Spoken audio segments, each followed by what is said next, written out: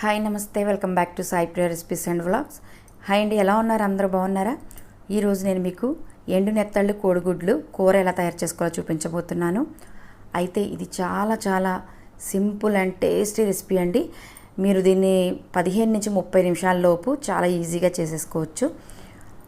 మీరు first time చేసిన వాళ్ళైనా సరే నేను చెప్పిన రెసిపీని ఫాలో అయిపోయారంటే చాలా టేస్టీగా చేసేస్తారు. మరెందుకంటే ఆలస్యం, మనం రెసిపీలోకి వెళ్ళిపోదాం. ఈ కూర చేసుకోవటానికి ముందుగా ఇలా 100 గ్రాముల ఎండు నెత్తళ్ళు తీసుకుని వాటిని బుర్రలు తీసేయాలి. బుర్రలు తీసేసి ఆ పొట్ట భాగంలోని నల్లని తీగలాగా ఒకటి ఉంటుంది, అది కూడా లాగేయాలన్నమాట. ఈ విధంగా నేను వీడియోలో చూపిస్తున్నట్టుగా మొత్తం చేపలన్నింటినీ కూడా ఇలా బుర్రలు తీసేసి నీట్గా ఒక బౌల్లో వేసుకోవాలి.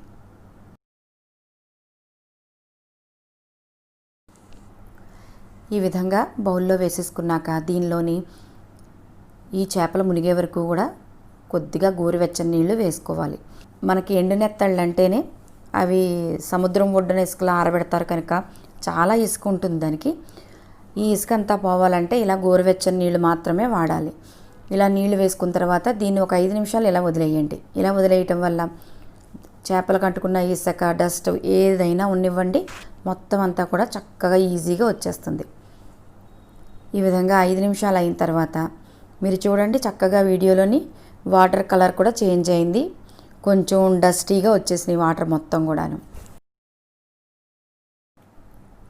చేపలన్నింటినీ కూడా ఇలా చేతితో బాగా పాముతూ కడుగుతూ ఉండాలి. ఈ విధంగా బాగా కడిగేసుకున్న తర్వాత ఈ చేపల్ని ఒక ప్లేట్లోకి తీసేసి వాటర్ అంతా వంపేయాలి. వాటర్ వంపేసిన తర్వాత ఈ చేపల్ని ఇంకా మీ దగ్గర గోరువెచ్చని నీళ్ళు ఉంటే కనుక అవి వేసుకొని మరొక 2 సార్లు కడుక్కోండి. లేదు గోరువెచ్చని నీళ్ళు లేకపోయినా పర్వాలేదు, ఒక 2-3 టైమ్స్ మామూలు చల్లని నీళ్ళు వేసుకుని బాగా శుభ్రంగా కడిగేసి ఈ చేపల్ని గట్టిగా పిండేయండి. ఇలా గట్టిగా పిండేసి వీటిని ఒక ప్లేట్లో పెట్టుకుని సెపరేట్గా పెట్టేసుకోవాలి. ఈ విధంగా ప్లేట్లోని పిండేసిన చేపలను ఉంచుకోండి. ఇప్పుడు కూర చేసుకోవడం స్టార్ట్ చేసేద్దాము. స్టవ్ పైన ఇలా ఒక కళాయి కానీ ప్యాన్ కానీ పెట్టుకొని దీనిలో ఒక 5 టేబుల్ స్పూన్స్ ఆయిల్ వేసి వేడి చేసుకోవాలి.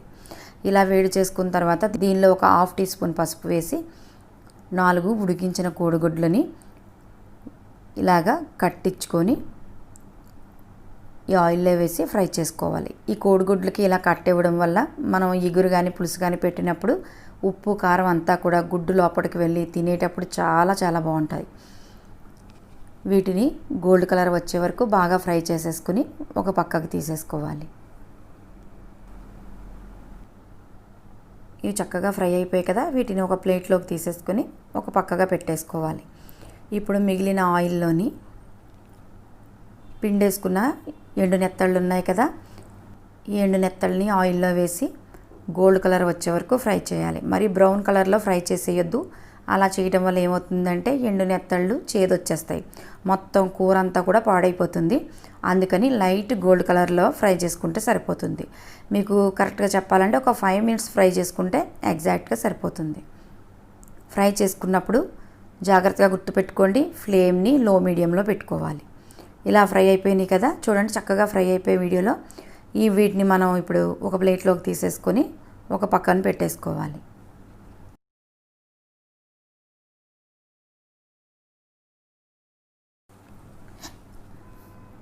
ఇలా చేపల్ని పక్కకు తీసేసుకున్నాక మిగిలిన ఆయిల్లోని మరొక 2 టేబుల్ స్పూన్ల ఆయిల్ వేసుకోవాలి.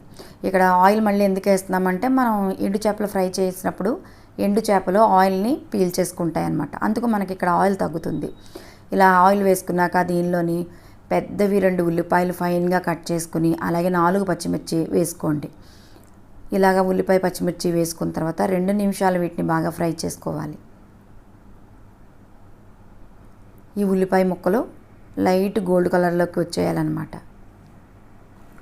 ఇప్పుడు దీనిలో ఒక టేబుల్ స్పూన్ అల్లం వెల్లుల్లి పేస్ట్ వేసుకుని 1 నిమిషం పాటు బాగా కలుపుకోవాలి.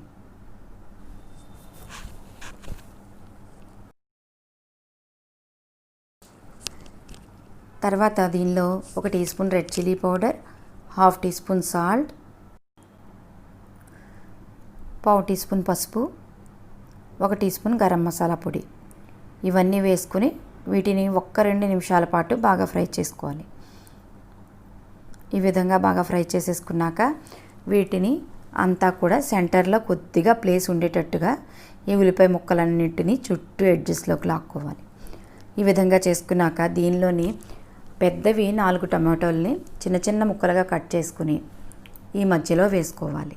ఇలా మధ్యలో వేసుకోవడం వల్ల ఏంటవుతుందంటే ఈ టమాటో ముక్కలకి మంట బాగా తగిలి కొంచెం తొందరగా మెత్తబడతాయి. అయితే గ్రేవీకి ఎప్పుడూ కూడా మనం 2 ఉల్లిపాయలు తీసుకున్నాం అనుకోండి, కర్రీకి 4 టమాటోలు తీసుకోవాలి. అలా అయితేనే ఏ గ్రేవీ కర్రీ అయినా కూడా తినేటప్పుడు చాలా రుచిగా వస్తుంది. ఈ టమాటాల పైన ఒక 1/2 టీ స్పూన్ సాల్ట్ని చల్లుకుని మూత పెట్టేసి ఒక 5 నిమిషాలు స్టవ్ ఫ్లేమ్ని సిమ్లో పెట్టేసామంటే టొమాటో ముక్కలన్నీ కూడా చక్కగా మగ్గిపోయి ఉంటాయి. ఇప్పుడు మూత తీసి చూడండి, చక్కగా టమాటో ముక్కలు మగ్గిపోయి ఉన్నాయి. వీటిని గరిటెతోని బాగా మెదుపుకోవాలి. ఇలా బాగా మెదుపుకుంటూ ఒక 2 నిమిషాలు కలుపుకోవాలి.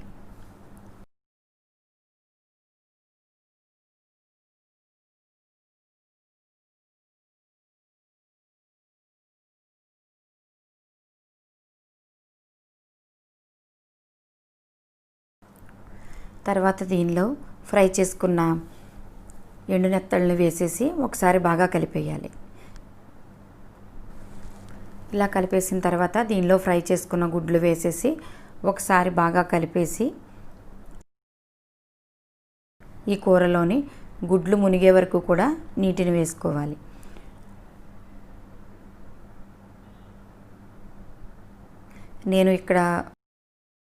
నేను ఇక్కడ ఇంచుమించు 1/2 లీటర్ వాటర్ని యూజ్ చేస్తున్నాను. ఇలా నీటిని వేసుకున్న తర్వాత మీకు ఒకవేళ సాల్ట్ సరిపోకపోయినట్లయితే సాల్ట్ యాడ్ చేసుకోండి, సరిపోతే అక్కర్లేదు. చూశారు కదా, గుడ్లు మునిగే వరకు వేసుకున్నాను. ఇలాగా వాటర్ వేసుకున్న తర్వాత దీనిపైన మూత పెట్టేసి స్టవ్ ఫ్లేమ్ని సిమ్లో పెట్టేసి మనం వేసిన నీళ్ళంతా కూడా ఇంకిపోయే వరకు, వేసుకున్న ఆయిల్ అంతా పైకి తేలి వచ్చే వరకు మనం ఉడికించుకోవాలి. ఎండు నెత్తళ్ళు కోడిగుడ్లు రెడీ అయిపోయండి. చూడండి వీడియోలో చక్కగా ఆయిల్ అంతా కూడా తేలి వచ్చేసింది. వేసిన వాటర్ అంతా ఇంకిపోయి గ్రేవీ కూడా చిక్కగా ఉంది. ఇలా ఉంటే అన్నంలో కలుపుకొని తినడానికి చాలా చాలా టేస్టీగా ఉంటుంది. దీనిలోని ఇప్పుడు ఫైన్గా కట్ చేసుకున్న కొంచెం కొత్తిమీర చల్లుకొని స్టవ్ ఆఫ్ చేసేసి ఒక బౌల్లోకి తీసుకొని వేడి అన్నంలో వేసుకొని తింటే చాలా చాలా బాగుంటుంది. చూసారు కదా, టేస్టీ ఎండు నెత్తళ్ళు కోడిగుడ్ల కూర ఎలా తయారు చేసుకోవాలో చూపించాను. నేను చెప్పినట్టుగా మీరు కూర చేశారంటే చాలా ఈజీగా వచ్చేస్తుంది. మీరు ఫస్ట్ టైం చేసినా కూడా. మరెందుకంటే ఆలస్యం, నా రెసిపీ చూసి మీరు కూడా ట్రై చేసి ఎలా వచ్చిందో కమెంట్ చేయండి. మరిన్ని వీడియోస్ చూడటానికి నా ఛానల్ని సబ్స్క్రైబ్ చేసుకోండి. అలాగే నా వీడియోని మీ ఫ్రెండ్స్ అండ్ ఫ్యామిలీ మెంబర్స్ అందరికీ కూడా షేర్ చేయండి. నా ఛానల్ని లైక్ చేయండి. Thank you for watching.